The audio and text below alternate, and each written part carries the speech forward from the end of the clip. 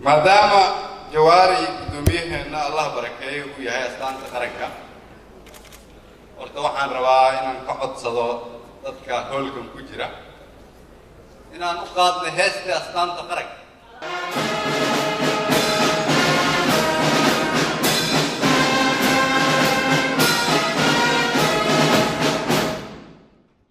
وعنا وقتين ونكب الله ومركو هرب intiina fahamsan iyo intaan fahamsanayn taariikhda uu ku fadhiyo gudoomiye Jawaari waxay qayb ka tahay astaanta qaranka Soomaaliya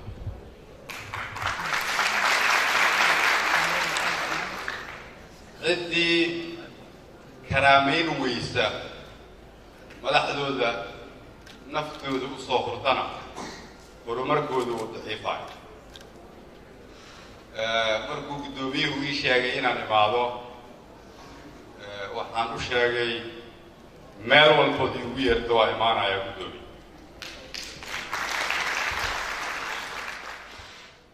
waa dhab waxa aan haysano ma suurta gasheen la'aantiis xogogaalnimadiisa aqoontiisa diiniyadeed iyo tan maadi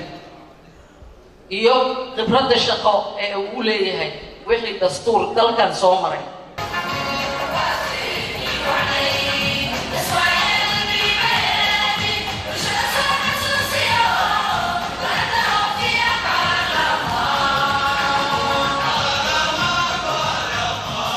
hadda anaga siyaasiyiinteena normiskaas ma dabraan ma xiraan qofka maanta wuxuu rabo iska sheegaa beri wuxuu rabo ku soo celina beri dambe wax kale ku sheega beri kasii dambe indhaha dadkana marna kama dhacayo waa taagan yahay sababtoo ah normiskii siyaasadeed oo qofka indhaha dadka uga dhici lahaayaan samaysnayn kii isla xisaabtan oo siyaasadeed oo xisbiyane ma samaysno gudoomiye Jawaari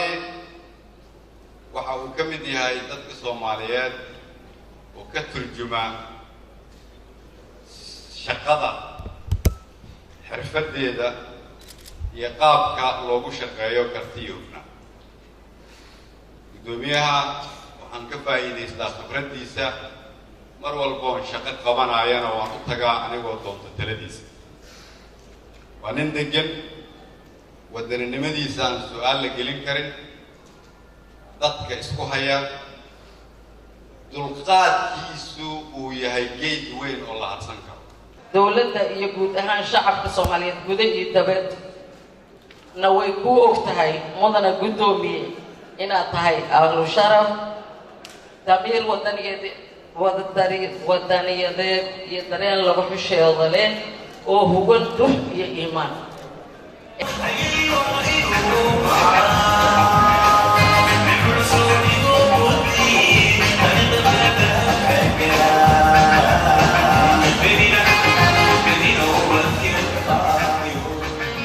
saldhigga dowladda waa golaha shacabka shacabka soo doortay codkii shacabku ku hadlayaa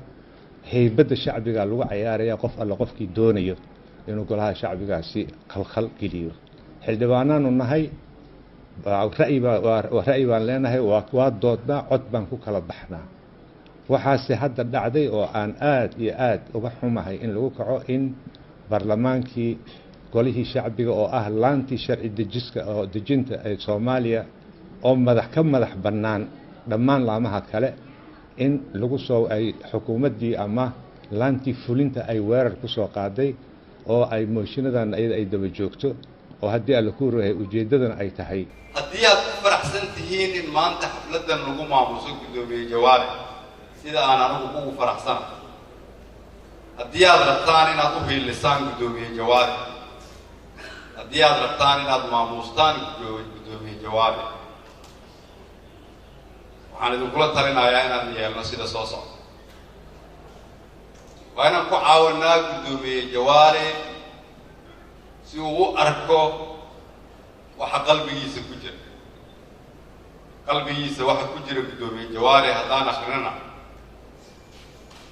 waxa uu rajo ka qabaa inuu ka tago Soomaaliya ay xaq u leeyihiin dadka Soomaaliyeed oo naga dambeeya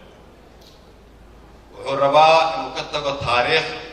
ummadda Soomaaliyeed oo nabada wuxuu rabaa inuu ka tago taariikh aan leenahay sharci aan isku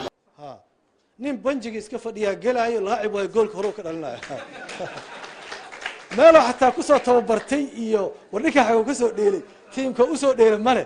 ninkii waxaa arkay goolka iska dhaliyey markii ayada dhan saas waaye qof waxaa arkay iska yimid dhag kursiga ugu sarreeya ama ka dhexo iska qabsana war ninkaan xagow siyaasadda uga soo dheelay xagow kusoo jiray xagow kasoo tirsanaay ma dhici karta moogtaha inay ronaldo iyo nin hadda boondheel isku mid noqdaan suuragal maaha marka meel la isku soo tijaabiye meel lagu soo tartamiye meel lagu soo xisaabtamiye meel lagu soo dheelay iyo geed yari iyo geed weyne iyo malaha baash